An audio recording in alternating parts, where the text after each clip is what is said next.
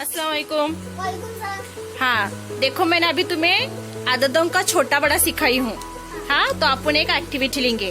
तुम्हारे सामने 2 डायरे हैं, है क्या? उसमें छोटा डायरा कौन सा है यो, और बड़ा दायरा? यो। हाँ, अभी मैं तुम्हें 2 कार्ड दूंगी। उसमें छोटा कार्ड छोटा अदद छोटे दायरे में डालने का और बड़ा अदद बड़े दायरे में डालने का। देखो ये 2 कार्ड हैं, पढ़ो अदद दिखाओ। दो हाँ चार, हाँ 2 छोटा, 2 ये 4 बड़ा। हाँ, 4 सीधा रखो। Very good.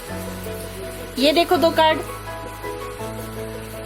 दिखाओ दिखाओ, पहले दिखाओ। 3 और नीचे 9 है, 9। 3 आणि 9। हाँ 3 छोटा है, 9 बड़ा है। हाँ, ये 2 देखो। 10 बड़ा है, 1 छोटा है। हाँ, ये दोनों।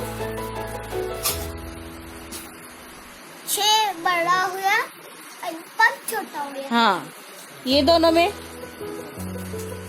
0 कार्ड हुआ आणि 7 बड़ा हुआ। हाँ, वेरी गुड।